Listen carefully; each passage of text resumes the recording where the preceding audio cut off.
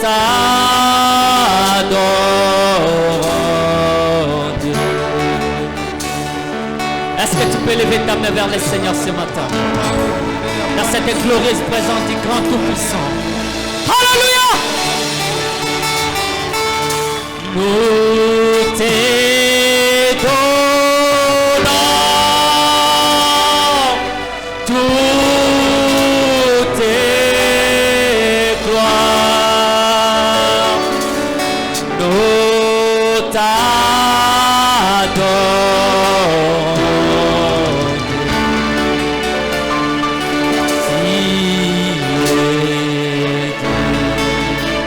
Dieu dit ce matin, Seigneur. Tiye Yahweh, Tiye Yahweh, Tiye Yahweh, Tiye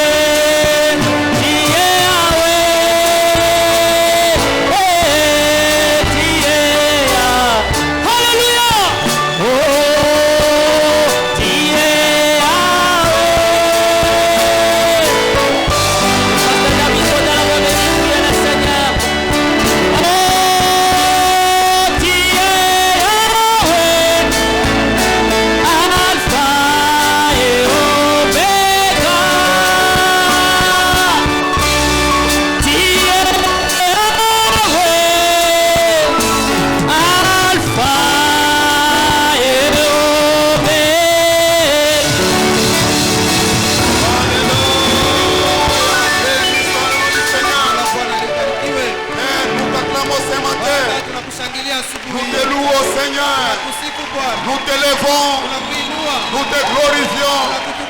Reçois l'honneur, la louange, la gloire. Béni sois-tu à jamais ce matin. Combien tu es merveilleux. Combien tu es grand Seigneur. Combien nous sommes infiniment reconnaissants pour nous avoir réunis ce matin dans la maison du Seigneur, la maison de bénédiction, la maison où tout est possible. Ce matin, Seigneur, nous croyons de tous nos cœurs, nous serons remplis du Saint-Esprit, nous serons bénis, toutes nos maladies partiront ce matin, tout fardeau partira ce matin. Nous n'avons pas de doute ce matin, Seigneur. Nous croyons qu'il fera des choses au-delà des limites. Nous croyons nos maladies seront guéries. Nous croyons les âmes seront remplies. Nous croyons nous aurons des réponses à tous nos problèmes, Seigneur. Ainsi ce matin, nous disons merci pour tout ce que tu as fait. Ce matin, nous serons bénis réellement. Ainsi, Père bien-aimé, touche chacun, visite chacun de nous, afin que sortant ce matin, nous puissions dire réellement notre Dieu nous a visités. Nous te recommandons la réunion.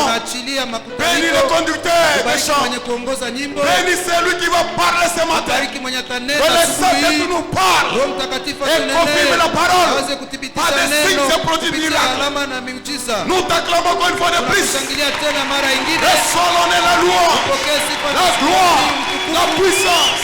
Au nom puissant du Seigneur Jésus-Christ. Amen. Que Dieu bénisse ce matin. Pour le soir, il y a des petites requêtes devant nous ce matin. Je vais lire cela rapidement. Et on va laisser l'état pour continuer avec le programme. muda kwa kuendelesha mpango. Ici il y a la salutation de frère Mabini ici. Hapa kuna salimia ndugu Babini. Et salut tous les bien-aimés. Anasalimu wapendwa wote. Que la confiance de Dieu na uaminifu wa Mungu iweze kuwa pamoja nanyi. Mjina la Bwana Yesu Kristo. Hapa kuna shukrani. Ndugu Eli Elali anashukuru Mungu kwa ajili ya uponyaji kisha maombi ya siku ya 4. Na kwa ingine shukrani la famille Nyembo, jamaa Nyembo Shaomba. Inashukuru Mungu. Inashukuru Mungu pia inashukuru Bethel Maskani kwa kuweza kuwashikilia kiroho, kipesa na kiakili muda wa matanga ya baba wetu Nyembo Shaomba. Que le Dieu de William Mario Branham, hivi Mungu wa William Mario Branham bénisse richement, aweze kuwabariki daima. Ici hapa il y a la requête de prière. Kuna hitaji ya maombi. Ici c'est frère Michel. Hapa ni ndugu Michel Liripa de Dego. Wa kutoka Dego. A besoin de la prière. Ana hitaji ya maombi kuhusu baba yake Lombo Sylvain qui est malade, mwenye ni mgonjwa. Que Dieu le guérisse. Mungu amponye. Il souffre de reins, anasumbuka na figo, foie na hiyo maini,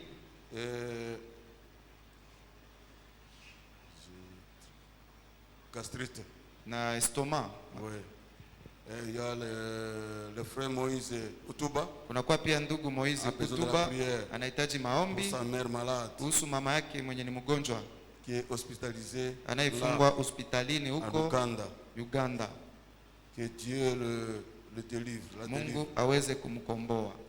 Ici il y a action de grâce. Hapa kuna tendo la shukurani. Famille Dieudonné, jamaa Dieudonné Shomba Kandolo.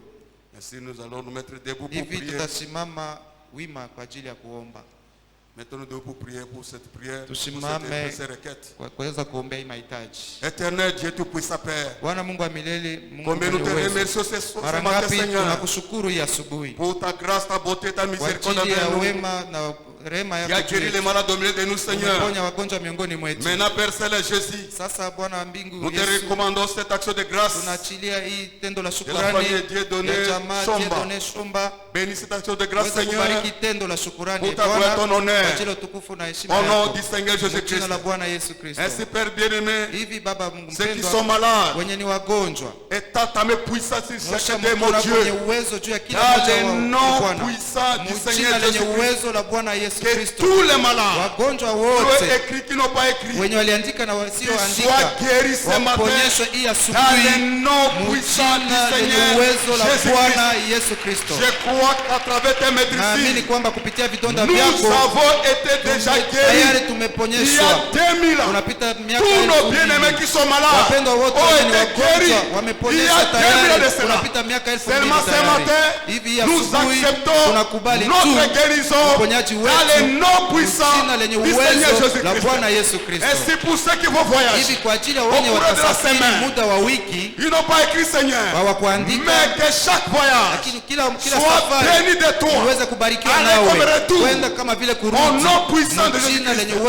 Ainsi nous bénissons l'offrande et la dîme qui sera récoltée ce matin. Bénis-la pour ta gloire, au nom puissant de Jésus-Christ. Amen. Merci, que Dieu bénisse. Asante, Mungu awabariki. Amen.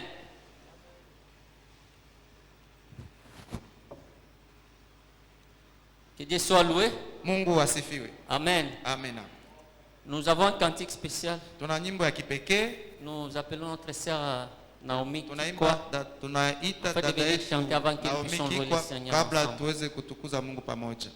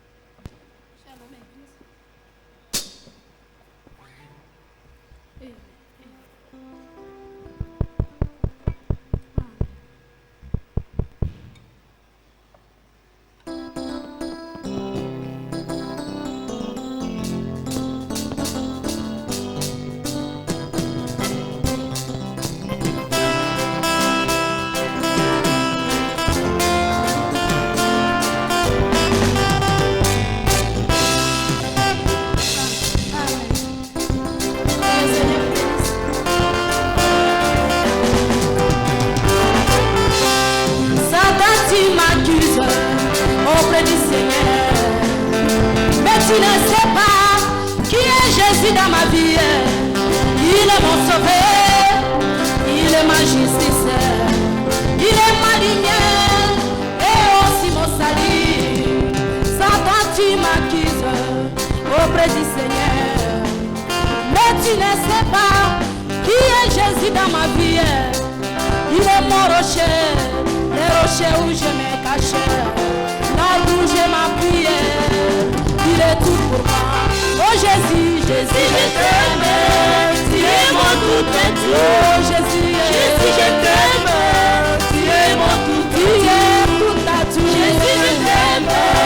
Tu es mon tout. Oh mon Jésus, Jésus, je t'aime. Tu es mon tout. Oh mon sauveur, Jésus, je t'aime.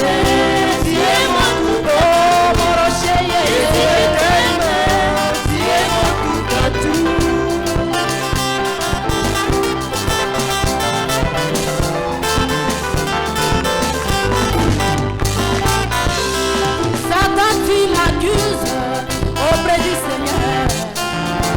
Tu ne sais pas qui est Jésus dans ma vie. Il est mon sauveur, il est ma lumière, il est mon sauveur et c'est mon salut. Satan, tu m'accuses auprès du Seigneur, mais tu ne sais pas qui est Jésus dans ma vie. Il est mon rocher, le rocher où je me cache, là où je m'appuie. Tu es tout pour moi.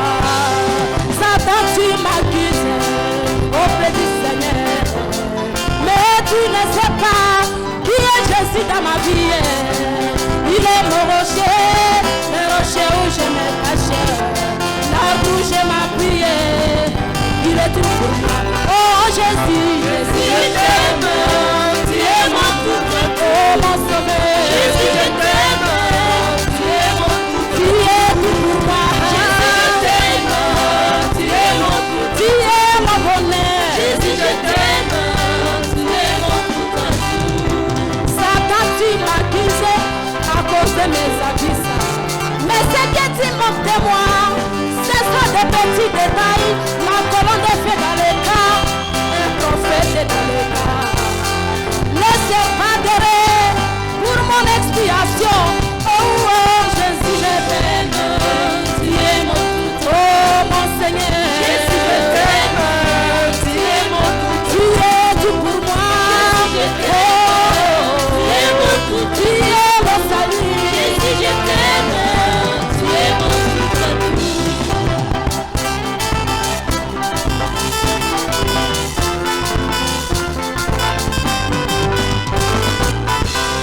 Oui, c'est comme un père qui frappe et berger son enfant. Et l'enfant fuya dans les bras de sa mère pour accuser papa auprès de maman. Maman regardait ce que les méchants pères a fait, mais l'enfant ignore qui est maman pour son père. Elle est libre de côté, soutirée de son père, mais l'enfant ignore qui est maman pour son père. Elle est la partie amour, soutirée de son père. En allant vers maman, c'est comme s'il allait vers papa. Car la maman, c'est papa féminin. C'est mystère extrémateur entre l'homme et la femme. Le mystère de la grâce, ça vient toujours s'arrêter. Oh yeah yeah. Jésus, je t'aime. Tu es mon tout, tu es tout pour moi. Jésus, je t'aime. Tu es mon tout, tu es mon salut. Jésus, je t'aime. Tu es tout pour moi. Jésus, je t'aime. Tu es mon bonheur. Tu es ma joie. Tu es mon salut. Jésus, je t'aime. Tu es mon tout.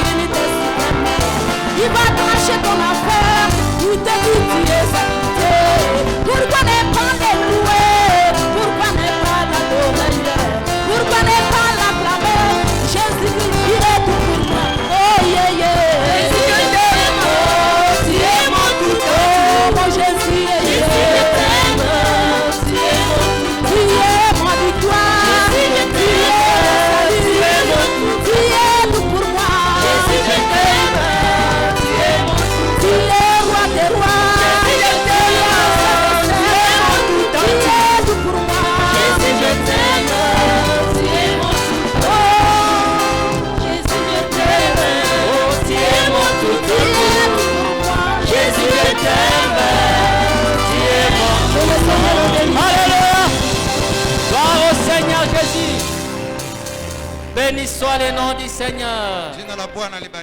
Que le Dieu de la sœur Naomi soit béni éternellement. Est-ce que nous pouvons acclamer notre Seigneur? Oui, si tu n'as pas bougé, si tu n'as pas bougé pendant ces merveilleux cantiques, tu peux bouger maintenant. Amen. Nous allons chanter dans le numéro 100.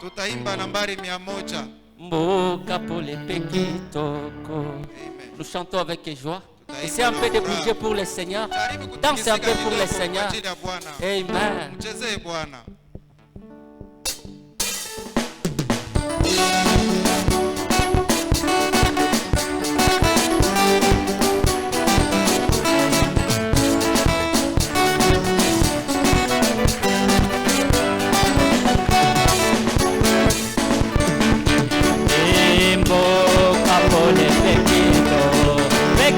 Koye zali nalikolo mongote awana mokili amoni kiko tokoye mbanamboka enamboka oyo kitoko mwana pateyete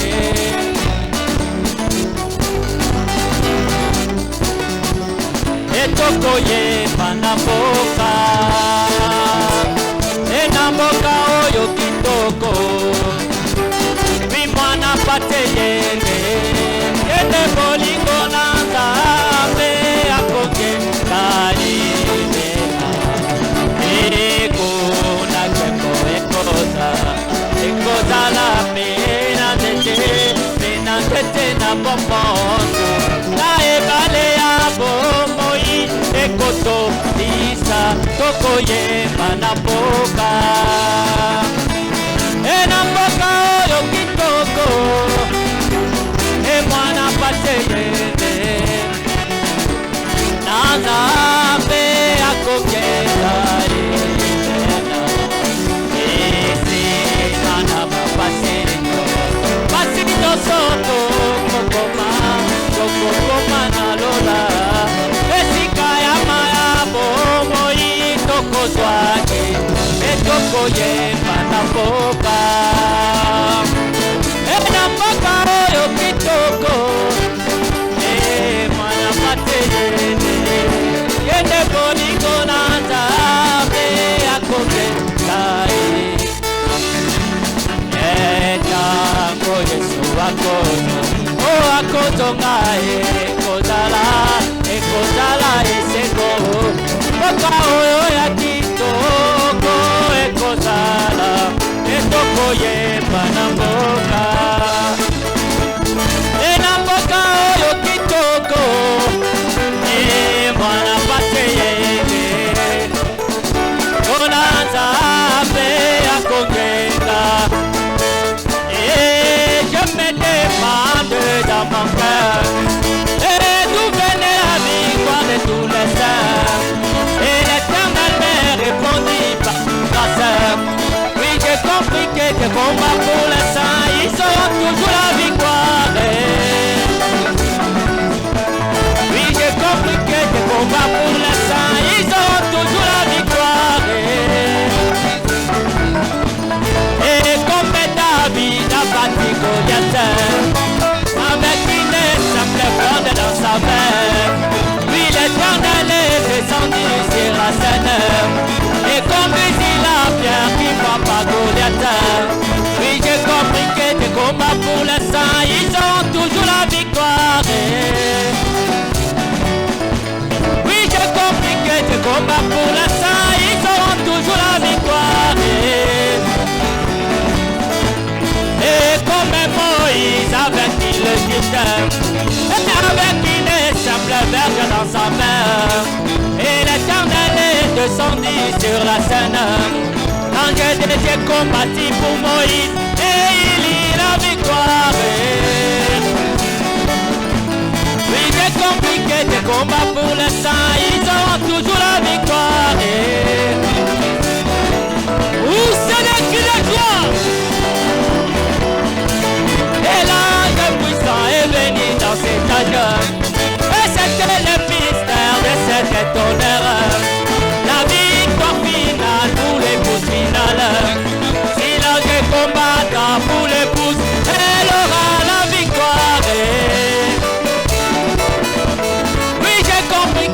combattent pour le saint, ils auront toujours la victoire. Et que compris que tu combats pour le saint, ils auront toujours la victoire. Et nous avons la victoire. Et nous avons la victoire. Et nous avons la victoire. La victoire dans le nom de Jésus-Christ. Et nous avons la victoire. Oh oui, Jésus! Oui, Jésus! Oui, le roi des rois! Oui, le roi des rois! Oui, Jésus! Oui, Jésus! Nous avons la victoire. Et nous avons la victoire. Et nous avons la victoire. La victoire dans le nom de Jésus-Christ. Oh oui, Jésus! Oui, Jésus! Oui, Jésus! Oui, le roi des rois! Oui, le roi des rois! Nous avons la victoire. Et nous avons la victoire. Et nous avons la victoire. Et la victoire. Jésus a vaincu la mort. D'accord. Et il régnera toujours. Alléluia. À la croix. Et la victoire. Jésus a vaincu les démons. Sur la croix. Et il régnera toujours. Et Jésus a vaincu la mort. Et Jésus régnera. Et il régnera. Oui, Jésus régnera. Et il régnera. Oui, sur les démons. Et il régnera. Oui, sur le péché. Et il régnera. Oui, Jésus régnera. Oui, il régnera. Oui, c'est le cri de joie. Oui, Jésus régnera. Et il régnera. Oui, Jésus régnera. Et il régnera. Oui, Jésus régnera. Oh, il régnera toujours.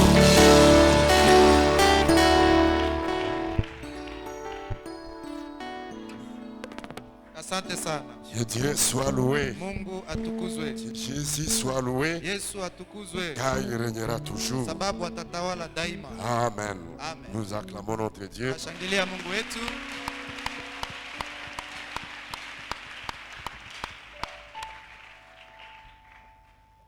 C'est la joie d'être dans la maison Na du kwa furaha Seigneur. kupatikana nyumbani mwa Bwana. Nous allons nous saluer avec les coudes. Tasalimiana hivi. Dis à ton frère, dis Mwambie à ta ndugu sœur, yako, dada Dieu te yako, bénisse. Mungu akubariki. Amen. Amen. Même si nous ne nous serrons pas la main, Kama tusalimiane kwa mkono hivi mais le kabisa, cœur dit, lakini roho inasema Dieu te bénisse. Mungu akubariki. Amen. Amen. Gloire au Seigneur ce Utukufu dimanche. kwa Bwana hii siku Nous ya sommes au Mungu. deuxième service. Tunakuwa kwa ibada ya pili. Après le premier service qui a pris fin Kisha ibada Nous ya avons kwanza été yenye bénis. imeisha, tulibarikiwa par une merveilleuse prédication par le kupitia frère mahubiri André. maalumu kupitia Et ndugu Andrea. maintenant nous sommes dans le deuxième Sasa service. tunakuwa ndani ya ibada ya Vous pili, serez également bénis. mtabarikiwa pia. Amen. Amen.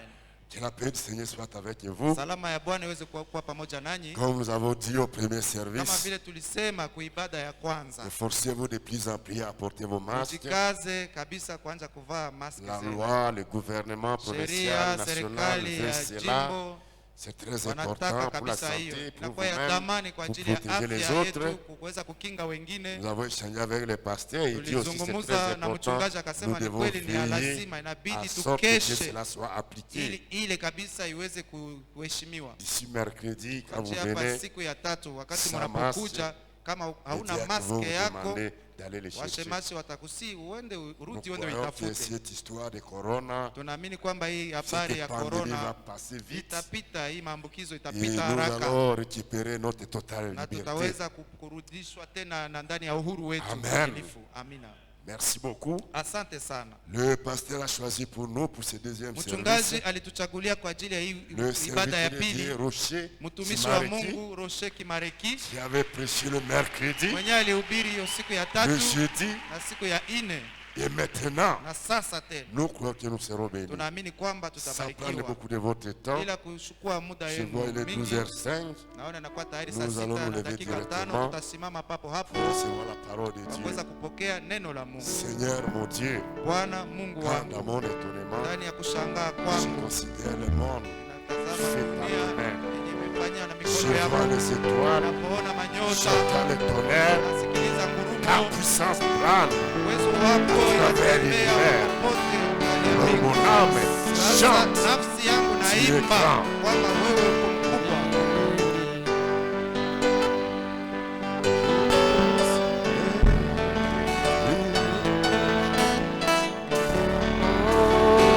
Seigneur mon Dieu, quand dans mon étonnement,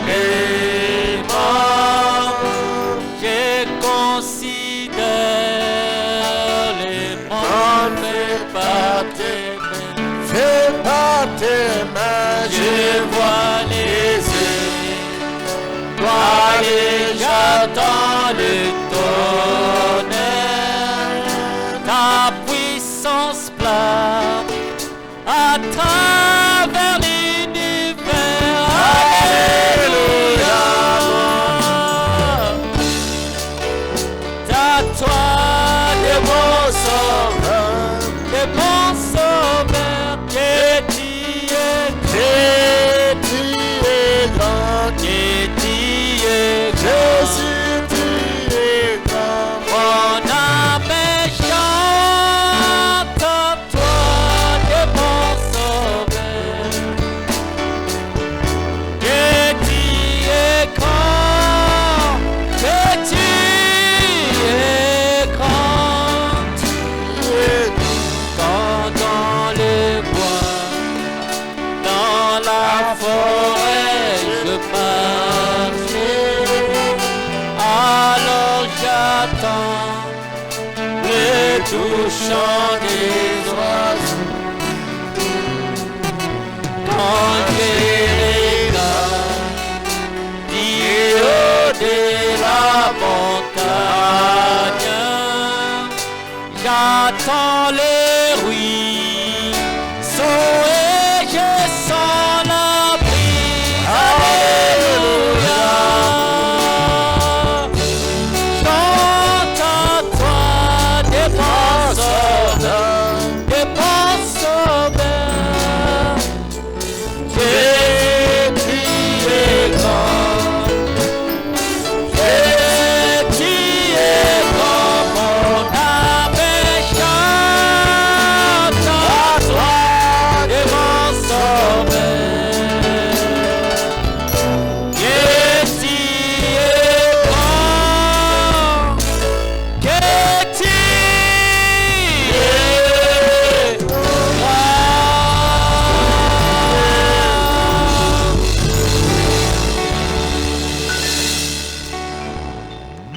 Dieu notre Père Céleste, le créateur de ces et la temps, tu es grand. Unakuwa mkubwa Quand nous venons de chanter na ce matin, mnatotoa kuimba asubuhi. personne n'était comparable. Hakuna mtu anaweza linganishwa nawe Bwana. Tu es puissant, Unakuwa na uwezo, tu es comparable, hauko wa tu es kulinganishwa, adorable, unakuwa kuabudiwa, tu es merveilleux. unakuwa maalum. Père, ce matin, Na asubuhi nous te louons, tunakusifu, nous t'élevons, tunakuinua, nous t'acclamons, tunapiga mkono wa et shangwe nous disons la na louange tunasema shangwe de à toi, ikuwe kwako, parce que tu es dit. kwani unastahili. Merci pour ton amour. Asante kwa upendo wako Nous accordé cette opportunité uliotuletea de ifadhili se réunir une fois ya de plus kusanyika tena mara ingine en ces lieux, Seigneur, katika hii mahali que tu Bwana, puisses nous parler. ipate Ce kutunenea. matin, Asubuhi nous nous attendons à toi. tunajangojela kwako, Ton peuple, taifa lako sont dans l'attente iko katika kungojelea, iko katika kungojelea et le Dieu du ciel ya kwa Mungu wa le mbingu parlera, atawanenea, le guérira, atawaponya, le touchera, atawagusa Sasa atawajaza na roho yako asubuhi. Roho Takatifu ipate kukamata uchunguzi wa yote tangia mwanzo mpaka mwisho. Unitie mbali na njia, tia ndugu yangu mbali na njia, upate kusikia neno na usema amina kwa neno. Mjina la Yesu Kristo, mamlaka yote ya shetani tunayaponda na tunaifukuza, itoe katika mahali iende katika nyikani. Asante mbele ya wakati kwani ushakuwapa miongoni mwetu. Ulisema wawili au watatu wakusanyisha mjina lako utakuwa pale. Asante juu ya uwepo wako, asante juu ya upako wako, asante juu ya kujibiwa, asante juu ya mema yote utakayotenda katika maisha kila mmoja wetu. Pokea shangwe, utukufu, uwezo karne na karne, jina la Yesu Kristo. Amina na amina. Bwana wabariki. Amina. Nous sommes très heureux d'être dans la maison du Seigneur. Tuna furaha kubwa kwa nyumbani mwa Bwana. Que la louange shangwe revient à notre Seigneur. Irudilie Bwana Mungu wetu. Nous allons juste prendre notre Bible. Tutamata Biblia yetu hapo bila ukawia. Nous allons dans Jérémie chapitre 3. Tunaenda katika Yeremia sura 3. Nous allons lire dans 3 places. Tutasoma katika mahali patatu. Jérémie chapitre 3. Yeremia sura 3. Le verset 19. Mstari wa 19 jusqu'à 26. Mpaka 26. Quand je passe à ma détresse, wakati nawazia mateso yangu et à ma misère, na ole yangu, à l'abcès au poison, kwa sumu na unyonge, quand mon âme, wakati nafsi yangu s'en souvient, inaikumbuka, il est abattu au-dedans de moi, inaugua ndani mwangu mwenyewe. Voici ce que je vais repenser à mon cœur, tama nye nawaza ndani ya roho yangu, ce qui me donnera de l'espérance. Inyetaniletea matumaini. Le beauté de l'Éternel wema za Bwana ne sont pas épuisés, haziishi. Ses compassions huruma zake ne sont pas à leur terme, haiyafikia kumwisho yake. Elles se renouvellent chaque jour, inarudia mpya kila siku. Elles se renouvellent chaque matin, inarudia mpya kila asubuhi. Que ta fidélité est grande. Basi uaminifu wako ni mkubwa. L'Éternel est mon partage, Bwana anakuwa gawanyo langu. dit mon âme. Na usangu nasema, c'est pourquoi ndio maana je vais espérer à lui. Tamutumainia yeye. L'Éternel a de la bonté. Bwana ana wema pour qui espère à lui. Kwa yeyote anayemtumainia yeye. Pour l'âme qui le cherche. Kwa nafsi inayomtafuta. Il est bon. Anakuwa mwema. D'attendre. Kusikia. Il est bon. Inakuwa mzuri. D'attendre. Kusikia. En silence. Inakuwa mzuri kungojelea katika utulivu usaidizi wa Bwana. Inakuwa mwema kungojelea katika ukimya usaidiwa kwa Bwana. Jina la Bwana libarikiwe. Tunaenda katika Isaya 59. Jina la Bwana libarikiwe. Merci beaucoup. Asante sana. Isaya 59. Le verset 19. Mstari wa 19 pia. On craindra le nom de l'Éternel. Wataogopa jina la Bwana. Depuis l'Occident. Tangia kaskazini. Et sa gloire. Na utukufu wake. Depuis le soleil levant. Tangia mashariki. Car l'ennemi. Wakati adui viendra comme une fleur, atakuja sawa garika. L'esprit de l'Éternel, roho ya Bwana, le mettra en fuite. Itamkimbiza. Amen. Amina. Nous allons terminer. Tutamaliza. Dans Somme, katika Zaburi 60. 60.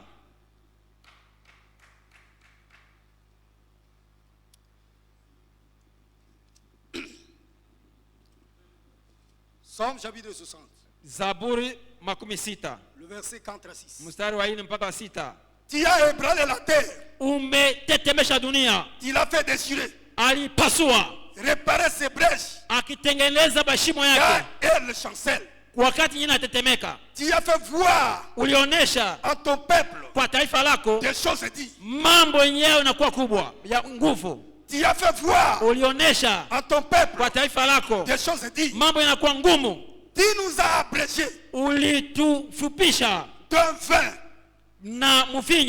d'étourdissement. Tu as donné à ceux qui te créent une bannière pour que s'élève à cause de la vérité. Que le Seigneur ajoute la bénédiction en sa parole. Vous pouvez vous asseoir. Je vous apporte la salutation de la part de notre Seigneur. Chaque fois il disait que la paix soit avec vous. Amen. Ce matin, que la paix du Seigneur soit avec vous. Merci beaucoup. Que Dieu bénisse. Le frère André qui m'avait précédé ce matin. Il bénisse tous les comités de diacres. A commencé par le président. Il bénisse les administrateurs. Tous les offices. Et qui n'oublie pas également de bénir notre révérend. Notre très cher wadhamani wetu et beau pasteur na mchungaji mwema Beni Bilombe là où se trouve kwa anapatikana. Bwana mbariki, asisahau pia kamwe abariki watakatifu wa Bethel maskani. Amina. Mungu asifiwe. Asubuhi j'ai une petite inspiration. Nina pulizio ndogo que j'aimerais intituler. Nataka kuleta lengo lake. Élève Inua ton étendard. Bendera yako. Amen. Amina. Élève Inua ton étendard. Bendera yako. Bien-aimé. Mungu mpendwa. Le Dieu du ciel. Mungu wa mbingu n'aménagera aucun effort. Hata maliza nguvu yake hata siku moja. Le Dieu du ciel. Mungu wa mbingu n'amènera hata kamwe aucun secours. Hata kosa kamwe wakati mtu anapatikana à croire de faire quelque chose. Anaamua kufanya kitu fulani. Quand l'homme se s'accapare, wakati anasikia na là mamlaka, le secours de l'Éternel pale usaidizi wa ne Bwana viendra jamais. haitakuja kamwe. Mais plutôt, lakini quand l'homme wakati mtu se sent épuisé, anasikia anachoka, était capable, hana mamlaka, ni pale ndio usaidizi wa Bwana inafika. Ni hapo Mungu anainua bendera yake.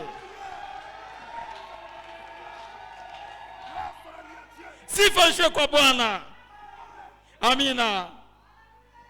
Ce matin, asubuhi, le Dieu du ciel Mungu wa mbingu ataleta son secours usaidizi à wake celui-là kwa mwenye ule qui se sent épuisé, mwanasikia amechoka, à celui-là kwa ule qui se sent fatigué, mwanasikia amechoka, à celui-là kwa ule qui se trouve dans anapatikana l'impossibilité katika hali ataweza yeye mwenyewe kufanya kitu mwa fulani. C'est pourquoi Ndio maana Jérémie a dit à son peuple, Yeremia taifa lake, attends, Gocha en silence na kimya le secours de l'Éternel. Usaidizi wa Bwana.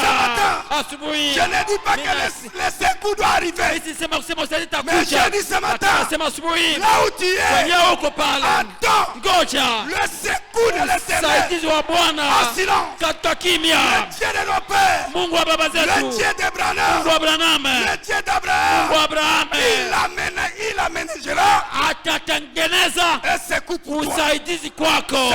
Asubuhi, il élèvera atainua un étendard. bendera. Alléluia. Amina. Jina la Bwana libarikiwe. Aujourd'hui, leo hii le monde dunia c'est ça incapable. asikia haiwezi. Le monde dunia ne sait quoi hajui faire. ifanye nini. Sur le plan Kwa sécuritaire, hali ya sur ujasiri, le plan sanitaire, kwa hali ya afya, tous les cieux mbingu macho de yote cette grande somme ya watu wote wakubwa dunia tourner les regards imegeuka kwa Baba, le Dieu d'Abraham, Mungu wa Abrahamu, le Dieu d'Isaac. Mungu wa Isaka. Ils ont dit, Walisoma c'est le temps ni wakati que chacun ya kwa kila moja puisse avoir apate kuwa une expérience na zoezi personnelle ya kipekee avec son Dieu. na Mungu wake. Ils ont dit, Walisema il est temps iko wakati de prier le Père, kuomba Baba il envoie atume son secours. usaidizi usaidizi wake. Asubuhi Bethel maskani, usaidizi haiko kule mbali, lakini usaidizi wa Bwana iko pamoja nawe. Naomba hali ibadilike. Ile magonjwa itaenda, ile mateso itaisha na itakwenda. Alléluia. Amina. Béni soit le nom du Jina la Bwana ibarikiwe. Seigneur, Bwana, élève inua ton étendard bendera yako juu ya Bethel maskani, juu ya ndugu yangu, pour la province de l'Ituri, juu ya jimbo la pour le Ituri, Congo en juu ya général. Kongo nzima. Élève Inua ton étendard. bendera yako. Envoie ton secours. Tuma usaidizi Nous sommes wako. fatigués. Tumechoka. Nous sommes épuisés. Tumechoka. Nous ne savons comment ça sortir. Hatujue kazi watoka nani namna gani. On ne sait comment faire. Hatujue namna gani tufanye. Merci pour le secours. Asante juu ya usaidizi basi. Merci pour le secours. Asante juu ya usaidizi. Haleluya. Amen. Amina. Ce matin, Asubuhi les choses doivent changer. mambo yanabadilike. Dans ta maison, Ndani ya nyumba yako les choses doivent mambo changer. yanabadilike. En commençant Ukianza ici à l'église, hapa ukanisa qui quittera changer. utatoka umebadilika. Il Haleluya. ne sortira pas Hautatoka de la kamwe même manière sawa sawa que tu étais entré. ulivyoingia, Parce que le secours de kwani usaidizi l'Éternel wa Bwana est avec iko toi. pamoja nawe. Amen. Amina. Nous sommes Tuko dans les jours, katika siku za mwisho, les jours les plus siku mauvais, mbaya les zaidi, jours horribles. siku ya kuogopesha, Aussi un jour lakini glorieux. pia siku tukufu. Amen. Amina. Avant de mettre les fondements, Bila kutia msingi, laisse-moi lire quelque chose. acha nisome kitu fulani. Avoir ton secours. Tuma usaidizi wako. Le secours est déjà là. Usaidizi chafika pale. Attends en silence. Ngoja na kimya, Ne te lamente pas. usiliane. Le secours est déjà là. Usaidizi chakuwa pale. Tu as pleuré, Umelia sana, mais le secours. lakini usaidizi Ila sema- iko pale asubuhi. Amen. Amina. Béni soit le nom du Jina Seigneur. la Bwana libarikiwe. Dans la prédication, Katika mahubiri William Branham. William Branham. Amen. Amina. Que Dieu change Mungu abadilishe les choses. mambo. Nous ne continuerons pas ici. Hatutaendelea tu hivi. Nous avons besoin de toi.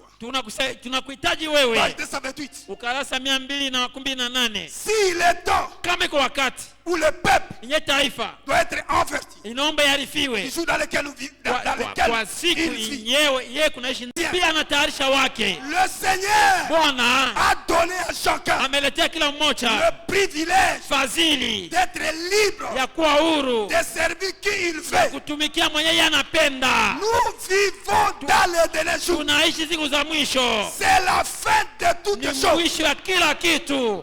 Dans cet âge, Katika kizazi l'histoire du monde hadithi ya dunia va se terminer. itaisha, Le livre kitabu va se fermer. kitafungwa, Et lorsque na wakati le nom de la dernière personne jina ya mtu wa mwisho devait faire partie mwenye anapaswa kuwa mwanamemba du corps de Christ ya mwili wa Kristo, sera inscrit, itaandikwa la porte de la gloire mlango wa neema sera fermée. itafungwa. Lorsque le dernier élu de Wakati Dieu kuchaguliwa wa mwisho wa Mungu entrera, ataingia, Dieu fermera Mungu la porte atafunga comme il mlango avait fait dans l'arche. unavyofanya kwa safina. Celui qui va fermer, Mwenye yeye ce atafunga, ne sera pas un homme. haitakuwa mtu, Personne hakuna mtu ne pourra plus entrer. ataweza tena kuingia. Cela peut arriver aujourd'hui. Inaweza fika leo hii, Le corps de Christ mwili wa Kristo, ne sera, le corps de Christ mwili wa Kristo est là, inakuwa pale composé composé de 5 membres. ikiundwa na viungo vitano. Il y a le prophète, Kuna il wanabii, y a l'apôtre, kuna le mtume, docteur, kuna mwalimu, évangéliste mwinjilisti et pasteur. na mchungaji. Ce sont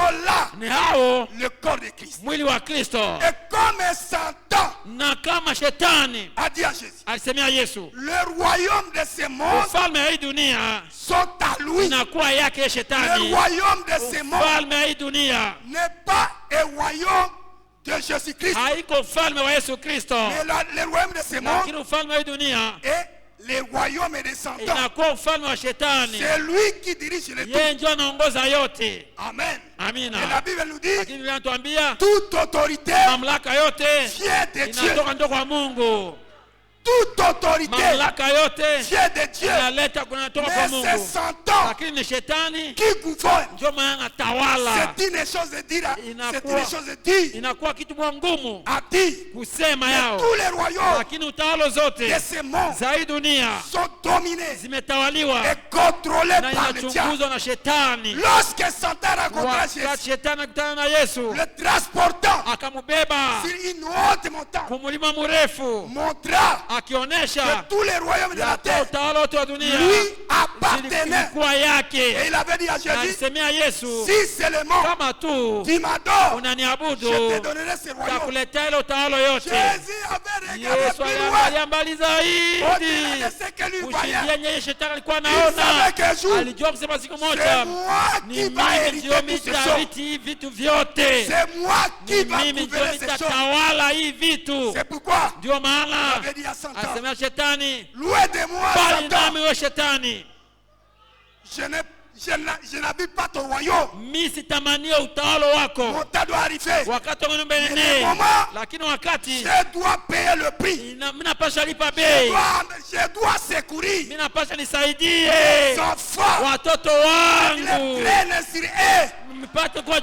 Que tu as traîné sur eux de lourds fardeaux. Je vais les secourir. Je vais les sauter dans cette condition-là. Sous cette prise, sous cet empoisonnement du péché, je dois verser mon sang. Je suis là pour les secourir.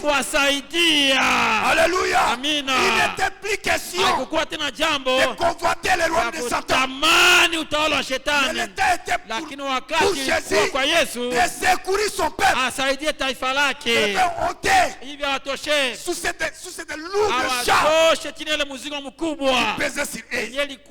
C'est pourquoi Jésus avait dit à Simon-Pierre, pourquoi toi tu as coupé l'oreille de Marcus? Mon royaume n'est pas de ces mondes. Si mon royaume était de ces mondes, mon Père devait envoyer une légion d'anges combattre à mes côtés. Mon royaume n'est pas de ces mondes. Mon royaume est là-haut. Un jour viendra où le Seigneur de gloire, il régnera pour toujours. Alléluia. Laisse-moi continuer. Montra tous les royaumes de la terre. Il dit qu'il ne pouvait pas faire ce qu'il voulait. Satan savait qu'il était à lui. Et Jésus ne contestait pas. Si les royaumes de ce monde étaient régis par Dieu, il n'y aura plus de guerre. Mais aussi longtemps que Satan est au pouvoir, vous pouvez vous attendre à des guerres et des bruits de guerre jusqu'à ce que le prophétie soit accompli, disant réjouissez-vous, cieux et vous c'est ces prophètes, car les royaumes de ce monde sont devenus le royaume de notre Dieu et de son Christ. Il régnera jamais. Il régnera jamais. Il n'y aura plus de guerre lorsque Jésus régnera dans le millénaire ou dans son royaume. Mais avant cette période-là, il doit y avoir des temps très difficiles. Des temps très difficiles. Mais Dieu prépare toujours une sortie de ses coups pour ceux qui désirent échapper. Alléluia. Dieu prépare toujours une secours pour ceux qui désirent échapper. Et le secours de Dieu est là ce matin. Attends ikingoja en silence goya kwa kimya les secours usaidizi de l'Éternel. wa Bwana. Un secours qui est présent. Usaidizi nyeko hapa, Pas un secours hapana usaidizi qui viendra, itakujaka, mais un lakini secours usaidizi qui est présent. nyeko hapa sasa. Alléluia. Amina, Alléluia. amina. C'est pourquoi Abraham dit, Ndio maana Biblia inasema le diable prépare Shetani le sien. anatayarisha wake, Pas 231. ukarasa 231. Le diable prépare Shetani le sien anatayarisha wake pour la faire. kwa kuzimu, Et Dieu prépare na son Mungu église anatayarisha kanisa lake pour la gloire. juu ya utukufu. Dieu n'aime pas le mélange. Mungu hapendi mchanganyo, L'un pour la faire, moja kwa hukumu, kwa Le uzimu, ciel. mwingine kwa mbingu, pour la gloire. juu ya utukufu. L'un Moja est intellectuel, anakuwa wa kiakili, l'un mwingine est spirituel. anakuwa wa kiroho. C'est pourquoi Ndio maana la connaissance de l'homme ujuzi wa mtu sans Dieu bila Mungu peut amener l'homme inaleta mtu dans beaucoup de choses katika mauvaises. mambo mengi mabaya. La connaissance de l'homme Kujua ya mtu sans Dieu bila Mungu peut amener l'homme unaweza peleka mtu dans beaucoup de choses katika mauvaises. mambo mengi mabaya. Gloire soit rendue à Dieu. Sio kwa Mungu, Parce qu'il y a un secours. kwani kuna usaidizi, Un secours qui usaidizi vient yenye nakucha de la part de Dieu. kutoka kwa Mungu. Lorsque l'homme Wakati mtu il est devenu épuisé, anakuwa amechoka, incapable, hana mamlaka tena, cloué par anafungwa beaucoup de choses, na mambo mengi, c'est là que Dieu pale ndio Mungu envoie son secours. anasumba usaidizi Il wake, élève anainua une bannière. bendera. Alléluia. Amina, Il élève anainua une bannière. bendera. Et ce matin, Na asubuhi le bannière de Dieu bendera ya Mungu est déjà élevé. imeinuka, Le bannière de Dieu bendera ya Mungu est déjà levé ilishainuka pour dire kwa kusema la solution jibu à tous les problèmes kwa magumu yote est déjà là. iko pale tayari. Haleluya! La solution Jibu à tous les problèmes magumu yote est déjà là. iko pale Alléluia. Vous tayari. savez, les Mnajua enfants d'Israël, wana wa Israeli ils ont traversé walitambuka à des périodes les plus difficiles. wakati ngumu zaidi, Ils ont vécu des moments waliishi glorieux. wakati tukufu, Ils ont vécu aussi waliishi pia des temps difficiles. wakati ngumu. Mais dans tout cela, Katika ile yote Dieu Mungu était avec eux. alikuwa pamoja nao. Dieu ne Mungu l'abandonnait jamais. hakuacha Il kamwe, était avec alikuwa eux. pamoja De la nao. même façon, Kwa sawa sawa nous également, nasi pia marchons à tunatembea un temps kwa glorieux wakati tukufu, et nous marchons aussi tunatembea pia à des kwa temps wakati difficiles. ngumu. Mais le Seigneur, Lakini Bwana ne nous abandonne hatuache jamais. kamwe, Il sera atakuwa avec chacun de nous. hivi kila mmoja Jusqu'à la fin na du kila temps. mmoja wetu kwa Ce matin, wakati. Asubuhi Il est temps iko de wakati dire mon temps kusema wakati est wangu arrivé. umeenea. Dans le camp de Dieu, Wakati wa Mungu il n'y a pas de retraite. hakukwake na kurudia Nous nyuma, avançons tunasonga à mbele conquérir. kwa Nous kuvamia, avançons tunasonga mbele à conquérir. kwa kuvamia, Nous avançons tunasonga mbele à conquérir. kwa kuvamia.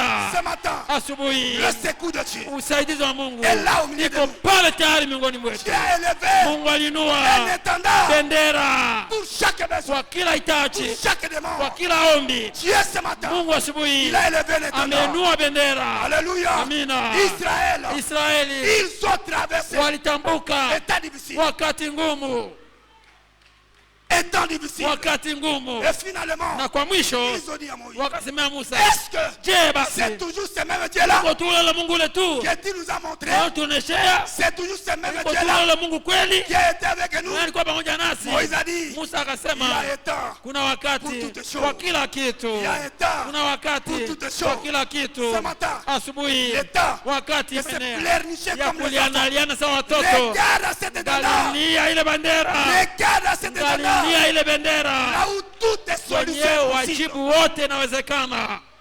Haleluya, Amen. amina. Le peuple, Taifa c'est commencé à se décourager. ikaanja kaishwa tamaa. Il dit, oh Moïse, O Musa, nous sommes fatigués. tumechoka, Le chemin est long. njia iko ndefu, Le chemin est difficile. njia iko ngumu. Plutôt retourner à l'Égypte, Iko basi mzuri kurudia Misri plutôt rester ici. au tubakie njo hapa, Plutôt retourner dans le monde, au turudiane na ulimwengu, continuer notre marche. au tuendelee na safari Parce yetu, que ça ne va pas. kwani Ça abiendeke ne s'améliore pas. haikunaendeka mzuri. Moïse a dit, Musa akasema prenez courage. upate bidii, Prenez courage. kuwe na bidii. Et je vous dis ce Na nawaambia matin, asubuhi, prenez kuweni courage. na bidii, Prenez kuwe courage. na bidii. Ne soyez pas épuisés. Musichoke. Quand des mauvaises circonstances arrivent, ça fraye le chemin. Il y a quelque chose qui arrive. Au-delà de cette circonstance, au lieu que le peuple reste tranquille, le peuple commence à se murmurer. Dieu a envoyé le serpent. Et le serpent a commencé à mordre. Et finalement, le peuple était épuisé. Ils ont crié à Dieu. Et ils ont crié à Moïse. Et Moïse, le grand docteur, je lui avais donné la solution. Il dit Moïse, pour éradiquer cette phénomène, élève tout simplement une bannière. C'est une solution. C'est un remède à ce qui se passe dans ton camp. Élève une bannière. Élève un étendard de la justice. Et là, les secours est là. Moïse n'a pas cherché d'autres mécanismes. Il a élevé un étendard. Il a élevé un étendard. Et là, la guérison était sans argent, sans prix. À celui qui veut, qu'il vienne, qu'il le reçoit gratuitement. À celui qui vient, à celui qui veut, qu'il vienne. Ce matin, à celui qui veut, qu'il reçoit la solution à tous ses problèmes. À celui qui veut, qu'il reçoit la solution dans sa maison, dans ses affaires, dans sa famille, sur ses enfants. La solution, les secours de Dieu est ici. Le tabernacle, le tête évolue. Dieu n'est pas au ciel. Dieu est au milieu de vous.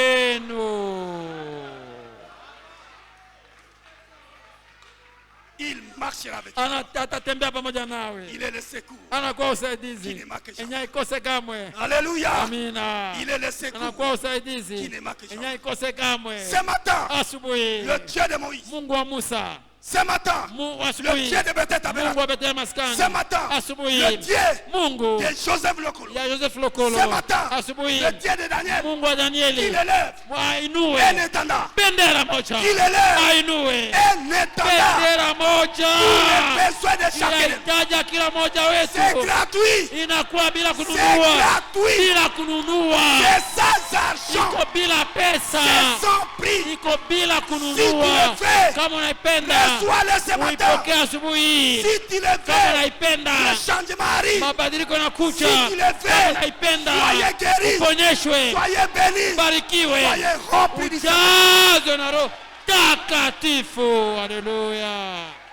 C'est sans argent. Il n'y a aucun facture. Il n'y a aucun facture que tu le paieras. Si tu le crois, tout est possible. Alléluia. Amen. Oh, le Dieu de Moïse. Le Dieu de Branham. Le grand Jésus. Élève un étendard ce matin. Élève un étendard pour mes frères bien-aimés, pour mes sœurs bien-aimées, pour tous les ministres, pour notre pasteur, pour toute l'église. Élève un étendard. Je vous dis, les choses doivent changer. On ne continuera jamais à être cloué dans la situation dans laquelle on se trouve. Sors de la citation. Sors de cette citation. Alléluia. Amen. Ce matin, le grand Jésus, le Dieu de Moïse, qui arrive toujours à retard lorsque l'homme est épuisé. Mais sa solution est durable. Alléluia. Il vient en retard, mais sa solution est durable.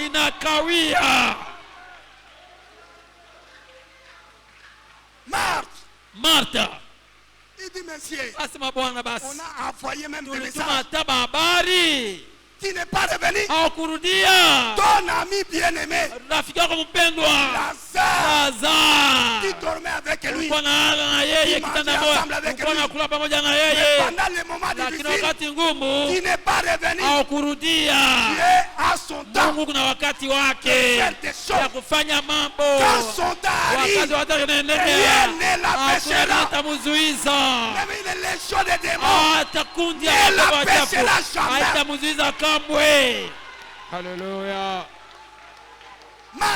Martha, mon temps est arrivé. wakati umeenea. Il dit ton temps est arrivé. Wakati umeenea. Pendant que le Messie Wakati nyebo ule est dans la tombe, iko ndani ya kaburi kabisa. Il dit oui. Anasema ndio. Teta. Wakati umeenea. je dois donner la solution. Inaomba nilete wajibu. C'est un secours. Inakuwa Ça se usaidizi. passera comment? Itatendeka Le aje? Messie est atterré. Bwana amezikwa Déjà ye. 4 jours. Ishapita siku Il dit, 4. écoutez, Anasema ma sikia. solution Jibu yangu ne va pas de vous. haifatana na weye. Ma solution, Jibu yangu ça vient de moi. inafatana na mimi Le mwenyewe. Père, Baba qui est là au ciel, mweko mbinguni il me révèle, il ananifunulia, me montre une vision. ananionyesha ono fulani Il fait des choses. hivi nifanye mambo. Ce matin, Asubuhi frère bien-aimé, ndugu mpendwa, tu attendirais. umesuvumilia Et tu sana. pensais que ton temps, Uliwaza wakati wako, tu pensais que ton temps, uliwaza kwa wakati c'est le wako temps de Dieu. iko wakati wa Mungu. Ton temps n'est pas le Wakati temps yako de iko Dieu. wakati wa Mungu kamwe. Il arrive à son temps. Anafika kwa wakati yake. Amen. Amina.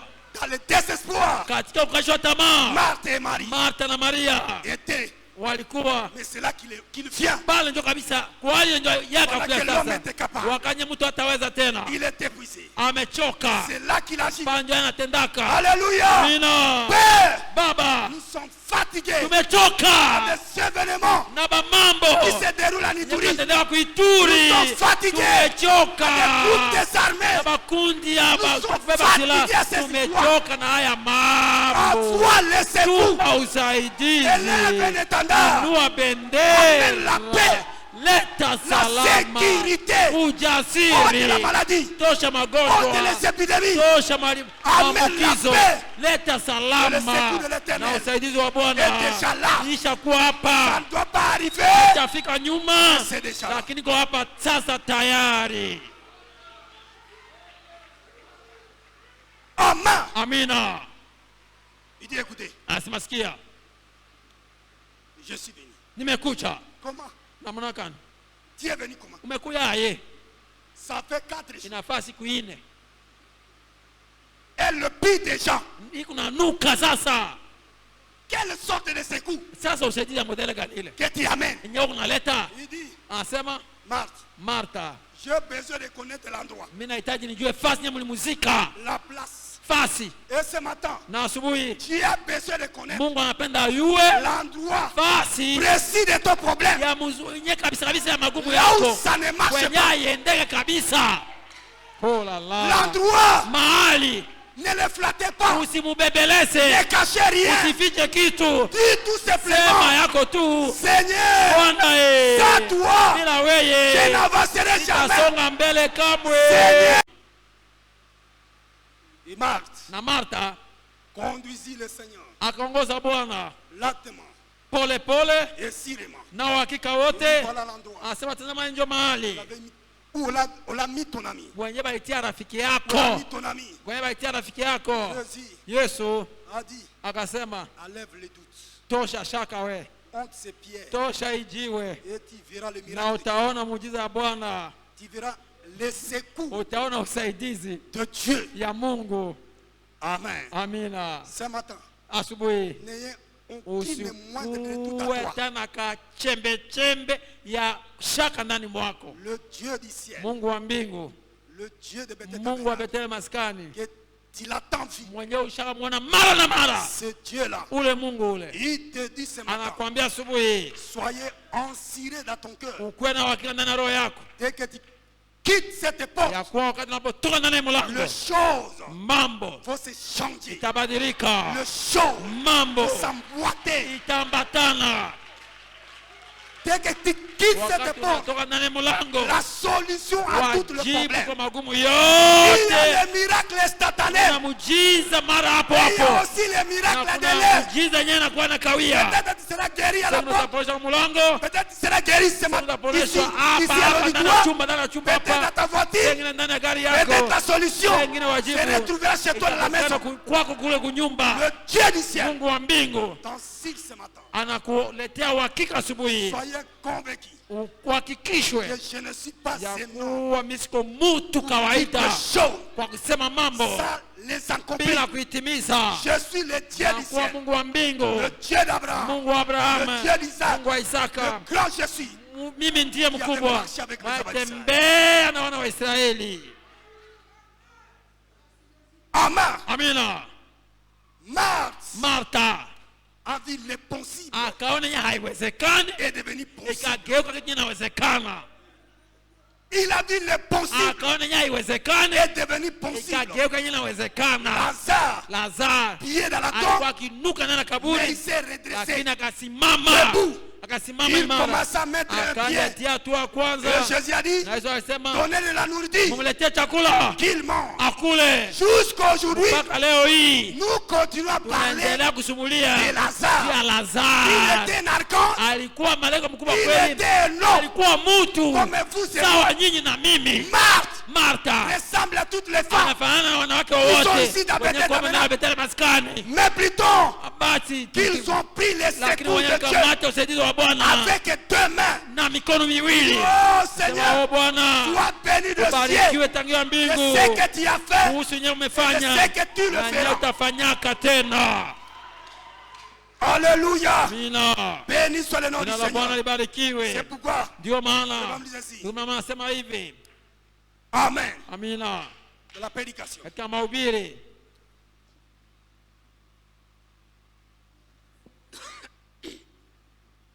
De la prédication. Je se repose. Swali na majibu. Du 15 octobre. Ya siku 15 mwezi wa 10. 1961. Mwaka 1961. Amen. Amina. 15 paragraphe 15. Kipindi 15. Je crois que notre Père naamini kwa baba wetu aime notre bravoure. Anapenda bidii yetu. Je crois que notre Seigneur naamini kwa Bwana wetu aime notre bravoure. Anapenda bidii yetu. Le fait que nous croyons kwa namna tunavyoamini et gardions notre témoignage. Na tunachunga ushuhuda wetu. Il ne s'agit simplement pas haiko tu kusema de témoigner. Ushuhudia tu. Car on se sent bien. Wakati tunasikia mzuri. Et qu'on est à bonne santé et fort. Afya tele na nguvu. Mais car lakini wakati on est abattu, unachoka, faibli, unazofika, embrassé, unazofika, c'est là pale que votre témoignage ushuhuda wako a de la valeur. Unakuwa na faida. Oh Jésus. Amen. Amina.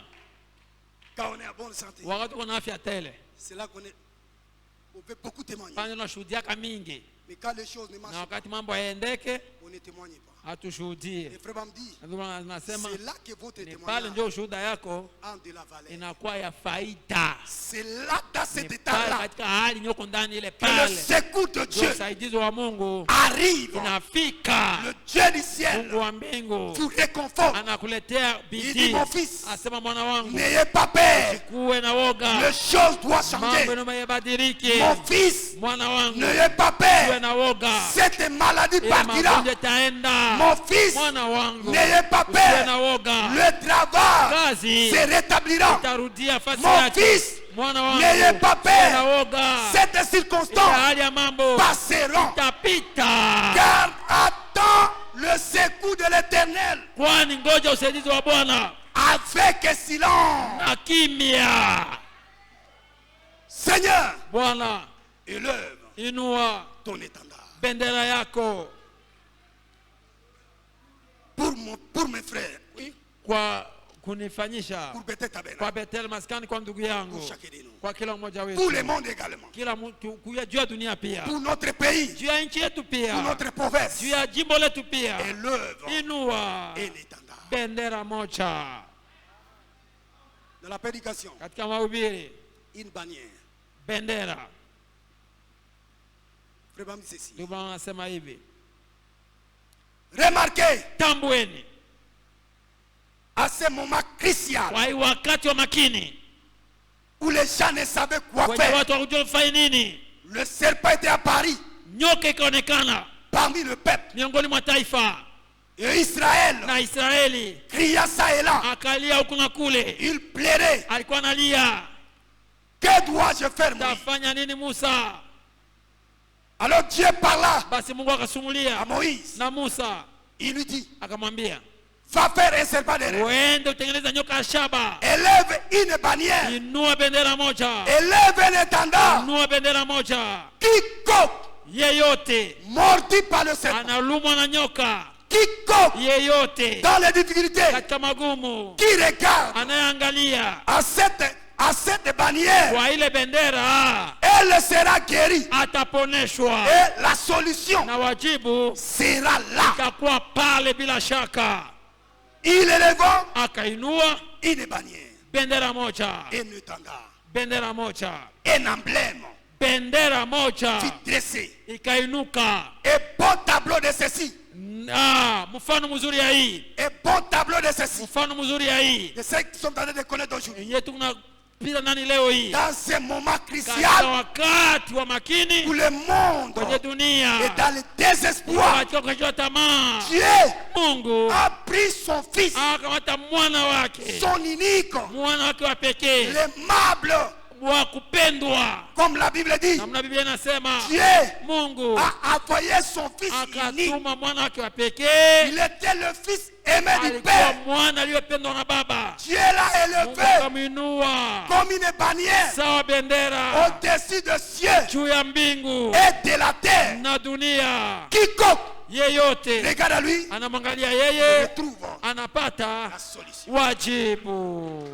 Haleluya! Le fils de Dieu Mwana wa Mungu a été élevé aliinuliwa comme une bannière, sawa bendera, comme Moïse sawa Musa éleva le serpent de l'air dans le désert. alipoinua nyoka ya shaba jangwani. Il faut de même, Inaomba sawa de la sawa même façon, sawa sawa pour la même cause, kwa shaba sawa sawa la même cause, kwa shaba sawa sawa, il élevant akainua un étendard, bendera moja, une bannière, bendera un secours qui ne usaidizi manque jamais haikose kamwe en temps de détresse. wakati wa magumu. Et ce soir, Na ou magharibi ce matin, au asubuhi, le problème est que tatizo iko c'est de regarder tout simplement. kuangalia tu, Il n'y a pas une autre condition. hakuna shurti ingine. Regarde cet étendard, Angalilia tu ile bendera Soyez guéri. na uponeshwe. regarde cet étendard, Angalia ile bendera reçois la na solution upokee wajibu à tes problèmes. kwa magumu yako. Et le monde Na dunia doit tourner les regards aujourd'hui. inapaswa geuza kuangalia yake leo hii. Non, Hapana, si la civilisation moderne, juu ya usirimu ya si kisasa, les évasions juu ya babiti yiko naundika, que les scientifiques ile évoquent, watu wa siasa wiko naunda, mais le monde doit lakini tourner dunia les inapaswa regards geuza macho yake vers Jésus-Christ, kwenye Yesu Kristo, qui est l'étendard anakuwa élevé bendera par Dieu, iliyoinuliwa na Mungu, qui est un secours yenye nakuwa usaidizi qui ne manque jamais isiyokosa kamwe en temps de détresse. wakati wa mateso, Et le secours de na l'éternel usaidizi wa Bwana arrive toujours fika kila mara quand l'homme est épuisé, wakati mtu anachoka, quand l'homme est incapable, wakati mtu hawezi il tena, ne sait quoi hajui faire. afanye nini. C'est là Ni hapo Dieu relève l'homme. Mungu anainua mtu, Il lève-toi, anasema simama, va de l'avant, songa mbele, continue ta course. endelea na safari Continue ta yako, marche. endelea na safari yako. Oh, ce matin, Na asubuhi,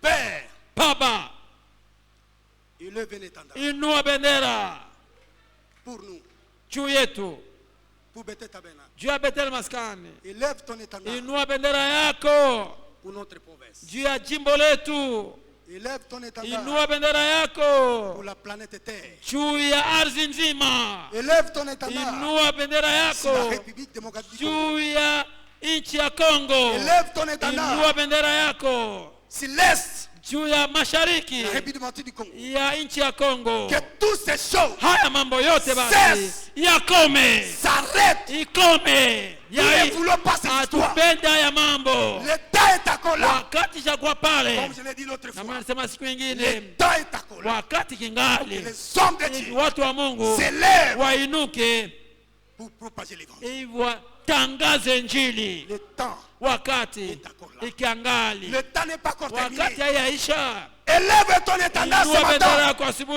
que le changement des choses soit là.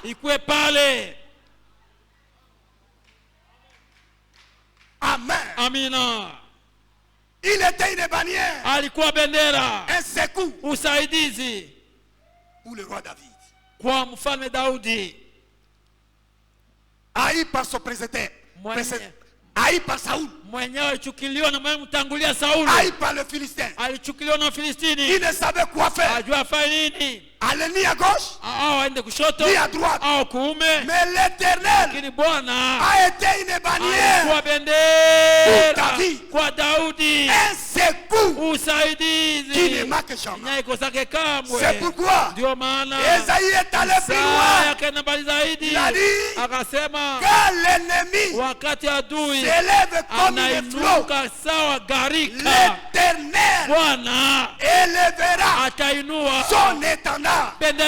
Nous sommes entourés par les démons. Nous sommes entourés par les gens de mauvais équerres. Mais laisse-moi te dire, déjà là ne te touchera jamais. Parce que l'étendard de Dieu est tout autour de toi. L'étendard de Dieu t'environne. Alléluia. Amen. Amen. Père Céleste, Baba wa mbingu, ce matin, asubuhi élève ton état. Inua bendera yako. Un soutien. Usaidizi. Pour chaque famille. Kwa kila jamaa.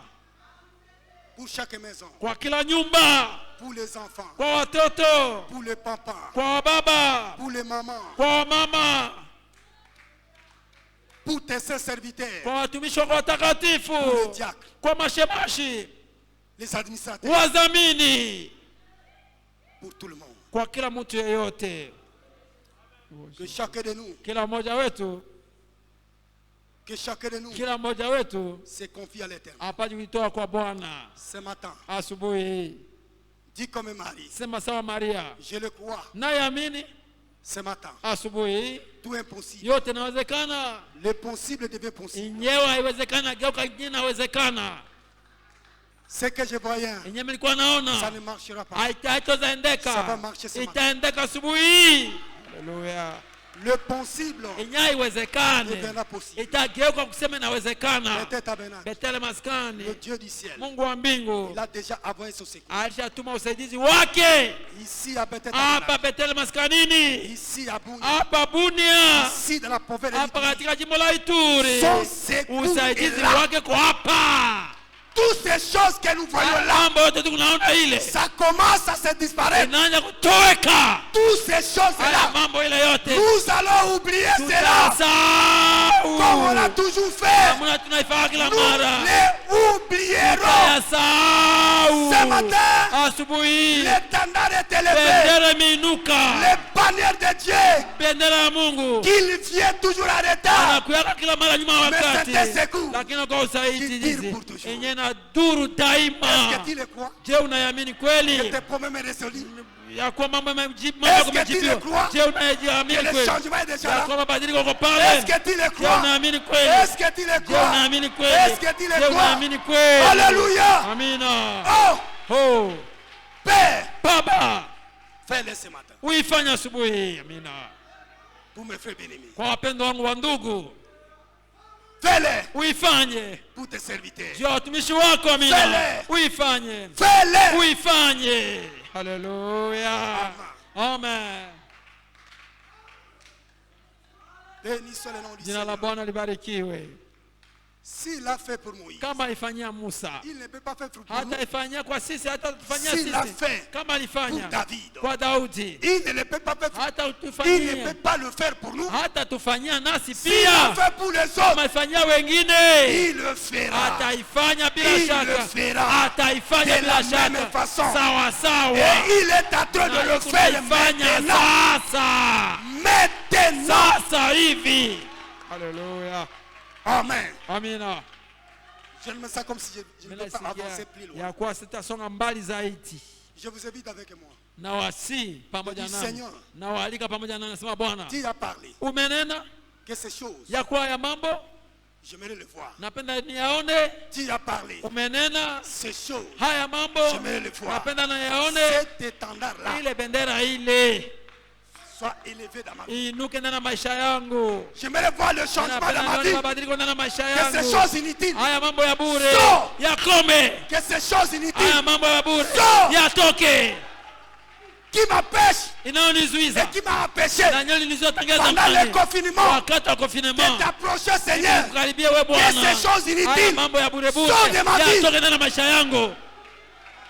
Ce matin, asubuhi, le Dieu du ciel, Mungu wa mbingu, amen, amina, il a élevé deux gens, ameinua watu, son étendard, alishainua bendera yake. que les frères ont bien. Ndugu Yusufu ache le étendard de la justice, bendera ya haki imeinuka. Le changement est déjà mabadiliko yashakuwa pale, tout yote est déjà changé, imebadilika, tout yote est déjà changé. Imebadilika. Mina j'ai dit tout nasema yote est déjà changé. Imebadilika. Réjouissez-vous, furahini, glorifie le Seigneur. Tukuzeni Bwana. Il est bon papa, anakuwa il baba est mwema, bon ami, anakuwa rafiki il est wako, bon père, anakuwa baba yako, il donne analeta bonnes choses mambo mazuri à son peuple kwa et taifa à ses lake enfants. na watoto wake. Reçois-les Pokea yao et secours usaidizi, qui est déjà là. yesha kuwa hapa. Reçois-les, Pokea le yao bannière de Dieu bendera za est dans le Mungu camp. iko ndani ya Que kambi. Dieu vous bénisse, Mungu awabariki, qu'il vous guérisse, qu'il vous awapone, remplisse du Saint-Esprit, awajaze na Roho qu'il Takatifu, vous donne le awaletee besoin de vos cœurs. hitaji za roho Dieu zetu. vous bénisse. Mungu awabariki. Amina. Alléluia. Lève-nous pour Tusimame kwa kuomba. Kote yako kanina Kolo Yesu makate. Il n'y a personne comme lui. Hakuna msaada na yeye. Il est le secours Kwa usaidizi. qui ne manque jamais Kamwe. dans l'état de détresse. Kwa mateso. Ne décourage pas. Usikate tamaa. Aie bon courage. Kuwa na bidii. Mon frère, aie bon courage. Ma soeur, aie bon courage. L'éternel tabernacle, le tabernacle de l'Éternel est ici. Bendera ya Mungu kwako.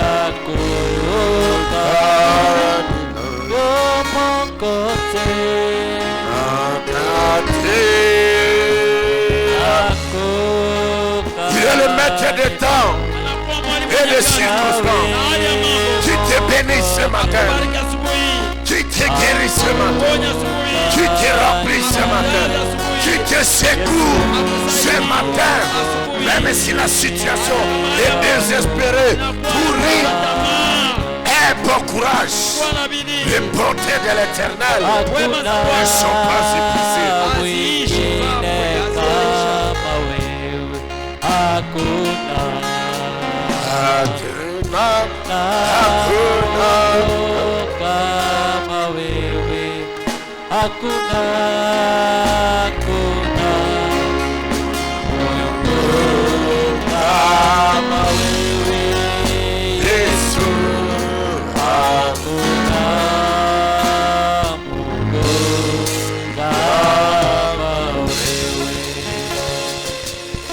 Que le Seigneur te bénisse. Bwana Mungu akubariki.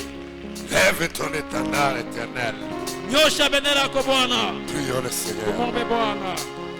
Il a déjà levé son étendard Alishainua bendera yake sur son église. ya kanisa lake. Choses doivent Mambo changer naomba yabadilike dans ta vie, ndani ya maisha dans yako, notre vie, ndani ya maisha yetu, dans notre pays, ndani ya nchi yetu, notre ville, ndani ya tauni notre yetu, ndani ya province, jimbo dans letu, ton travail, katika kazi dans yako, ton mariage, katika ndoa dans yako, ta santé. katika afya yako. Que les choses Mambo changent. yabadilike. Alléluia.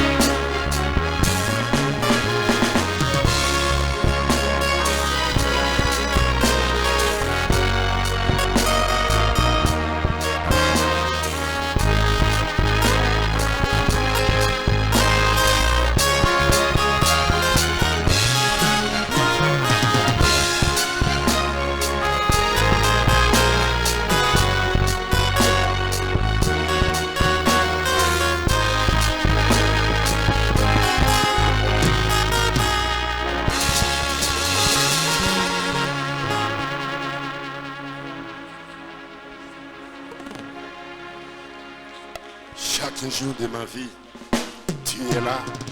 Tu surveilles toute ma vie. Chaque jour de ma vie, tu es là.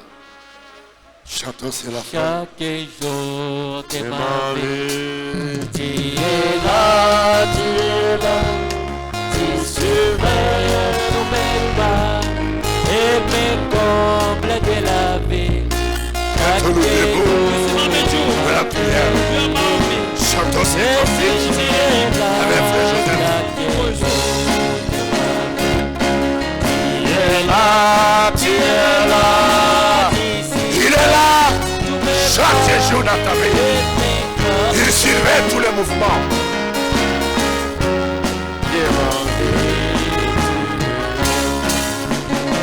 Et dans les cas, c'est toi qui me conduis. Oui, Seigneur, c'est ton amour qui fleurit dans tout mon cœur. Chaque jour de la vie, Jésus, tu es là. Chaque jour de la vie, tu es là. Tu es là. Alléluia. Alléluia. Merci Jésus. Tu surveilles tout.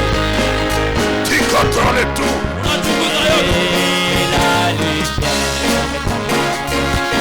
La pensée soudain départ, l'amour et tout mon cœur.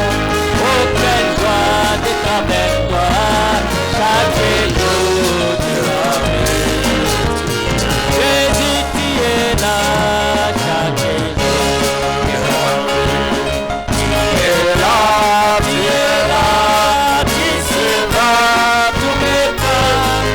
Alléluia, comble de la vie, chaque jour de ma vie. Et par le pain que tu nous donnes, par les sangs que tu nous laves, fais trouver ton esprit, ton amour et ta grâce, chaque jour de la vie. Oui, Jésus, tu es là, chaque jour. Et tu es là, oh, tu surveilles tous mes pas et mes combles de la vie, chaque jour de ma vie. Et gloire à toi qui es né, gloire à toi qui est mort, gloire à toi dont le sang a coulé pour mes péchés. Dieu merci pour ton amour. Oui, Jésus, tu es là, chaque jour. Jésus, tu es là, tu surveilles et mes combles de la vie, chaque jour de la vie. Tu es là. Asante Yesu. Avec nos mains levées, Na mikono tukinuliwa. rappelle-toi, chaque jour de notre vie, il est Kumbuka là. kila siku ya maisha yetu yu Frère pale. David Bodala venait Ndugu Daudi de la Bora parole. akiombea neno. Si tu as une demande, Kama unahitaji, si tu as une préoccupation, kama una mafadhaiko, si tu as un problème, kama una un souci, tatizo mafadhaiko, souviens-toi, kumbuka nous venons de les chanter. kama watoto wa kuimba Chaque jour de kila notre siku vie, ya maisha yetu. Jésus est là, il Yesu est là, pale il yuko contrôle pale, toutes nos vies, anachunguza il maisha yetu surveille yote, tous les mouvements, anachunguza il connaît mwenendo tous les wote, problèmes. anajua magumu yote. Aujourd'hui, il a élevé son étendard Wamenua bendera pour te protéger. kwa kukulinda. et foi en Dieu. Kuwa na imani kwa Mungu. Père Céleste, Seigneur Jésus. Baba wa mbinguni Bwana Yesu Kristo, Réellement, hakika tu viens de nous parler, unatoa Seigneur. tunenea Bwana.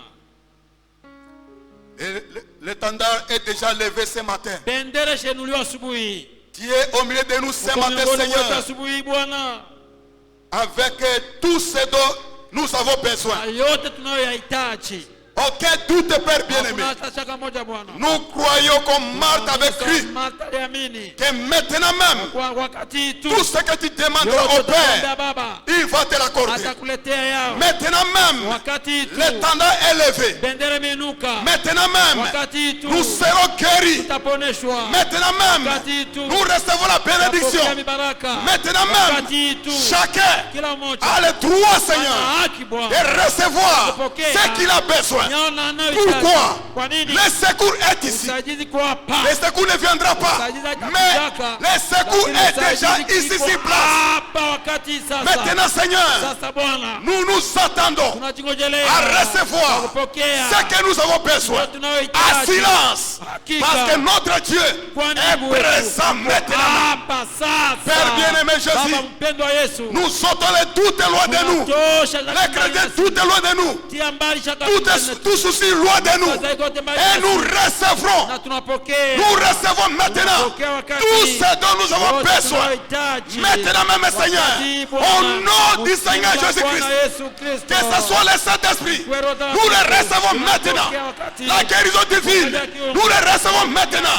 L'argent, le travail, n'importe quoi, les changements dans nos vies, les changements dans nos enfants, les changements à nous, nous recevons tout cela maintenant. C'est lui qui a levé sa main. Père, accorde-lui ce dont il a besoin. Dans le nom puissant du Seigneur Jésus-Christ. Et que les changements commencent maintenant même. Maintenant même. Qu'il soit guéri, qu'il soit délivré, qu'il soit pardonné, qu'il soit rempli, qu'il reçoive. C'est toi il a besoin, Seigneur. Père Céleste, nous n'avons aucun doute dans nos cœurs. Parce que l'étendard est déjà levé maintenant. Alors Seigneur, laisse que ce matin, nous puissions rentrer à la maison avec une pensée positive, Seigneur. Croyant que tout ce que nous avons demandé, nous l'avons déjà reçu et nous le verrons s'accomplir. Il n'y a pas de doute. Il n'y a pas de doute. Parce que nous avions essayé. Nous n'avons pas pu recevoir cela. Mais le secours est venu de l'Éternel.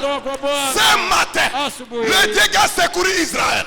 Le Dieu qui a secouru David, le Dieu qui a secouru Marthe, il a dit ce matin pour nous secourir, pour secourir chacun de nous. Et Seigneur, si ce Dieu n'avait pas échoué au tombeau de Lazare, il a accompli le miracle. Ce Dieu ce matin n'échouera pas pour accomplir le miracle dans notre vie ce matin, Seigneur. Car Jésus-Christ est le même hier, aujourd'hui éternellement. Tu feras cela pour ma soeur. Tu feras cela pour mon frère. Tu le feras pour chacun de nous ce matin. Et nous t'acclamons ce matin. Nous te louons ce matin. Nous disons merci. Merci. Merci. Merci Seigneur. Parce que nous avons déjà reçu ce que nous avons demandé. Dans les noms précieux du Seigneur Jésus-Christ. Amen. Merci beaucoup, bien-aimé. Que Dieu soit loué pour cette merveilleuse atmosphère. Prédication de la parole pour nous fortifier, augmenter notre foi. Élève ton étendard. Que le Seigneur bénisse chacun de vous. Dans le nom de Jésus-Christ. Je vois il n'y a aucun papier ici. C'est un dimanche particulier pour nous. Premier service, ce soir, on en a presque pas eu. Donc Dieu vous a guéri, Dieu vous a soutenu. Je dis merci beaucoup. Et aussi, on va passer rapidement pour les cotisations, pour la construction du tabernacle. Que le Seigneur vous bénisse richement dans le nom de Jésus-Christ. Je ne sais pas, l'administrateur avait parlé dans le premier service. Dans le premier service, il faut qu'il parle aussi maintenant. Il va encore parler maintenant. Oui, il faut qu'il parle maintenant. Bon, l'administrateur. Nous amène. Entre-temps, j'ai béni mon frère Daniel, que je vois là-bas dans la salle. Frère Daniel Aoula. Je vous ai juste remarqué avant la prédication. Que Dieu vous bénisse. À côté de ta chère épouse, notre sœur Henriette. C'est un privilège de t'avoir parmi nous. Que le Seigneur te bénisse richement et bénisse ton épouse. Ainsi, quand les huissiers prennent les cotisations pour la construction, l'administrateur va parler. Quand ils vont seulement terminer, nous allons prier pour partir. Merci beaucoup. Asante sana. Je vous salue dans le nom de Jésus. Na wasalimu jina la Yesu Kristo. Amina. Que le Seigneur vous bénisse richement. Bwana Mungu awabariki daima. Amina. Je disais que je salue le béni de l'Éternel au nom de Jésus. Nisema mimi nasalimia waliobarikiwa Bwana mjina la Yesu Kristo. Je remercie beaucoup ceux-là qui étaient venus hier pour le Salongo. Nashukuru daima wote walikuja jana juu ya Salongo. Je disais que nous travaillons sur 3 axes. Nasema tunatumika kwa mahali tatu mbalimbali. C'est ce que j'avais dit la fois passée. Nilisema siku ya Jumapili iliyopita. Nous sommes en train de construire le rigole qui est devant nous. Tunajenga rigole au mfereji na kwa mbele tu pale. Il y a un frère qui s'est donné qui nous kuna avait donné ndugu mwenyewe $1,800 alijitoa akatuletea $1,800 kwa kuanza ile kazi. C'était programmé. Ilipangwa akatangia mbele. Et nous voyons que c'est très important. Na tunaona kusema na kwa faida sana. Parce que même l'entrée dans l'église c'est difficile à cause de la boue. Kwani kuingia kanisani inakuwa ngumu juu ya matope. Nous devons travailler pour que ça ne soit pas ainsi. Inaomba tutumike pale hivi ile matope itoke. C'est pourquoi c'est très important. Ndio maana inakuwa faida sana. À part ça, nous sommes en train de fabriquer les bancs. Tunatengeneza maba au marfa. Parce que avec la condition actuelle, kwani na hali ya sasa la distanciation sociale, kutengana watu moja na wengine wakati tunapokaa, nous ne savons pas ça se terminera quand. Hatujui kama itaishaka wakati gani. À nous de prendre des dispositions. Kwa sisi kujiandaa hivi ile kuwe kitu kinatendeka. Pour que les gens écoutent la parole à l'aise. Hivi watu wasikie neno katika hali nzuri. Nous sommes en train aussi de construire les latrines. Pia tunajenga misarani au choo au WC. Les 3 travaux que nous sommes en train de faire. Makazi tatu mbalimbali tunafanya njoo ile. Nous on pensait que avant de proclamer le déconfinement, tuliwaza kuwa mbele ya kuruhusu makanisa ifungule hadharani, on aura déjà terminé. Tutakuwa shamaliza ile kazi ya msalani. Mais ça ne nous a pas, les finances ne nous a pas permis de le faire. Lakini upato wa pesa ikuturuhusu tumalize ile kazi mbele. Malgré que nous sommes endettés par-ci par-là, ijapo tumekamata deni huko na kule, ça ne nous a pas permis de le faire. Haikuturuhusu tumalize ile kazi mbele ya kufungula kanisa hadharani. C'est pourquoi ndio maana nous vous demandons tunawaomba siku ya Jumapili inayokuja de faire un effort particulier mufanye nguvu kipekee pour que nous puissions hivi tupate terminer les crédits que nous avons kumaliza deni tuliokamata huko na kule et les petits travaux qui restent. Na makazi ndogo yenye na baki. Nous ne voudrions pas que le mercredi atupende siku ya tatu ifike en continuant à utiliser les latrines qui sont déjà hors usage. Tuendelee kutumizia ile misalani nyesha kwa mubaya sana. Que le mercredi vous puissiez utiliser les nouvelles. Siku ya tatu mupate kutumizia ya mupya. Nous avons besoin au moins de $1,500 pour le faire. Tunahitaji $1,500 kwa kuifanya. C'est pourquoi nous avons pensé à ceci. Ndio maana tumewazia hii. Nous savons que chaque dimanche, nous donnons les cotisations de construction. Siku ya Jumapili yote tunaletaka michango ya majengo. C'est là que le Seigneur met dans votre cœur. Ufatana yenyewe Mungu anataka ndani roho yako. Mais le dimanche prochain, lakini siku ya Jumapili nao kuja kwa kipekee, que c'est lui mwenye qui n'avait pas projeté donner, mwenye kupanga kuleta kitu, il donne au moins 2,000 francs. Alete ikikuwa kidogo njoo 2,000 francs. Au moins 2,000 francs pour celui ikikuwa qui n'a pas kidogo kwa projeté mwenyewe hakupanga kuleta mchango wa majengo kwa siku ya Jumapili nao kuja, ikikuwa kidogo ikuwe njoo 2,000 francs.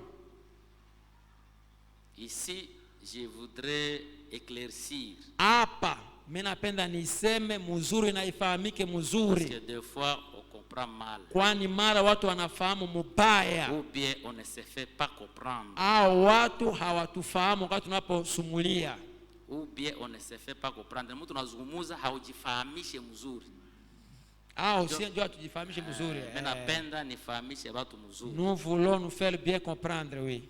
Je disais, mimi nasema chaque dimanche nous donnons les contributions des constructions. Kila siku ya Jumapili tunaletaka mchango wa majengo. C'est là que le Seigneur met dans vos cœurs. Kufuatana yenyewe Mungu anataka na roho zenu. Alors, c'est lui qui basi mwenyewe sasa projetait pas donner. Mwenyewe kuanza kusema ataleta kitu. C'est celui qui va donner 2000 francs. Ule ndio mwenye ataleta 2000 francs. Mais si toi dans ton cœur tu pensais donner wewe ndaro kwa kwanza unataka dola $5,000 $10 uilete. Donc ndio kusema c'est celui qui ne voulait pas donner, c'est lui qui n'avait pas, il fasse un effort que toute la semaine il ne fise que 2000 francs. Afai nguvu yake yote apate ta 2000 francs ikikuwa kidogo. Pour que nous puissions terminer ce problème de latrine. Hivi tumalize mambo ya ile misalani au mambo ya WC. Pour que nous puissions continuer avec les autres travaux. Hivi tuendelee na makazi zingine. À la fin j'ai dit, na kwa mwisho mimi nasema demain nous allons avoir salongo. Kesho tutakuwa na salongo. Pour tout le monde. Kwa mtu yoyote. Les mamans vont nous apporter les bidons troués qu'ils ont à la maison là-bas. Wamama watatuletea babidon shatoboka kule kunyumba. C'est que vous n'utilisez plus. Nyaba tumizi yake tena. Nous allons les couper, nous allons transporter avec ça. Kwa kubeba nayo bulongo. Pas vos bidons que vous utilisez pour puiser. Hapana babidon ya mzuri nyinyi mkataka naye mai. Ceux qui sont déjà hors usage. Yenyewe haitumiziwe tena shatoboka. Que le Seigneur vous bénisse. Bwana Mungu awabariki daima. Merci beaucoup, administrateur. Dieu le bénisse. Merci aussi au frère qui a eu la révélation de donner $1,800. Il a commencé ce travail de l'école. C'était devenu très mauvais. Je veux que nous puissions acclamer pour son geste.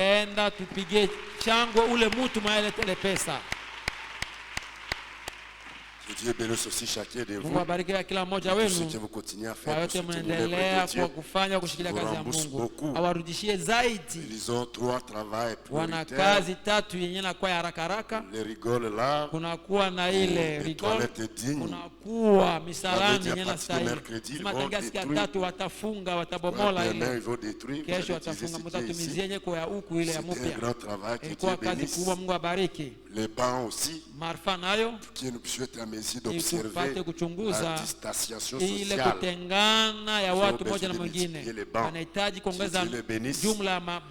travail de l'administration, ce n'est pas facile. Ils sont toujours sous pression. Des dettes, de l'argent, des besoins, des urgences. Que Dieu les bénisse. Le mercredi, n'oubliez pas d'amener votre masque. Désormais, nous allons obliger cela avant que vous accédez à l'église. Ce sera à toi seul de gérer cela. À toi seul de gérer cela. Si tu sens que ça ne va pas, tu peux toujours baisser pour respirer un peu. Tu es libre avec cela. Mais ayez cela quand même. Les temps sont encore mauvais. Quand cette pandémie va passer, ou bien quand ça va commencer à baisser, on verra toujours comment réajuster, nous adapter. Mais pour votre santé, pour la santé de tous, pour votre bien, pour la communauté, à l'église, dans les lieux publics, ayez votre masque. Anticipez beaucoup mieux. Si vous pouvez laver, c'est 1000 francs. Pour toute votre santé. Donc c'est ça, si vous trouvez de la rigueur les mercredis à la porte, sachez que nous avons approuvé cela. Le pasteur a approuvé cela. Que nous puissions nous conformer aux mesures gouvernementales, nationales, provinciales, dans le cadre de lutte anti-corona. Le Seigneur vous bénisse richement. Est-ce que tout le monde a compris? Si vous avez compris, faites un geste de main. Merci beaucoup. Que le Seigneur vous bénisse.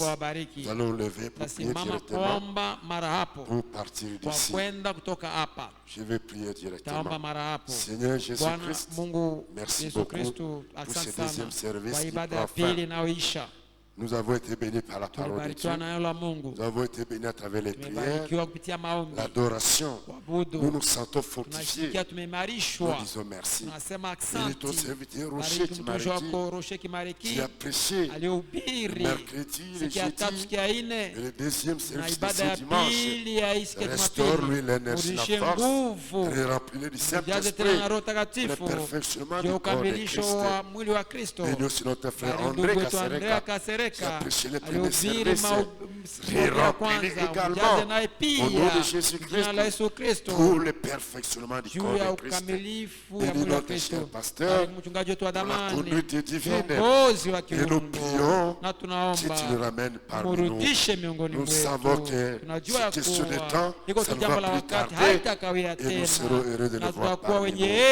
Bénis ton fils, bénis ta fille, bénis les offices, les serviteurs, la cette église, les techniciens, les auxiliaires, les caméramens, les caméramans, les interprètes, les conducteurs de chant, tous ceux qui étaient en fond, bénis cela, bénis les administrateurs, donne-leur les moyens financiers pour réaliser les projets prioritaires qui sont devant eux. Bénis notre sortie. Le sol est pluvieux et glissant. Dunia inatereza, Prions udongo que tu inatereza. gardes Naomba tes ulinde enfants, wana wako qui ne glissent pas, wasipate kutereza, éloigne des accidents de mbali nao circulation, mishiba za utembezi, qu'ils arrivent en paix à la wafika pia maison. salama nyumbani. Amène-nous au courant de Turudishe la hapa semaine, katika le wiki mercredi, siku ya tatu pour la réunion des juu ya prières. mkutano wa maombi, Que le malade soit guéri, wagonjwa que waponeshwe, les faibles soient wadhaifu fortifiés, waimarishwe, console les cœurs fariji affligés. roho Nous zilizovunjika, t'acclamons, Seigneur. kupigia mkono wa shangwe Bwana, na kupigia mkono wa shangwe kwa yote, na tunasema asante jina la Yesu Kristo, Amen. amina. Que le Seigneur vous bénisse. Bwana Mungu awabariki. Allez dans la paix du Katika Seigneur salama ya Bwana jusqu'à ce que nous puissions nous mpaka revoir au hapo cours de la tena semaine. katika wiki. Shalom. La Shalom. paix soit avec Salama vous. ikuwe pamoja nanyi. À l'extérieur, c'est glissant, Wale sautez nje un à un mnatereza mtoke moja moja dans l'ordre. katika utaratibu. Merci. Asante. Nous marchons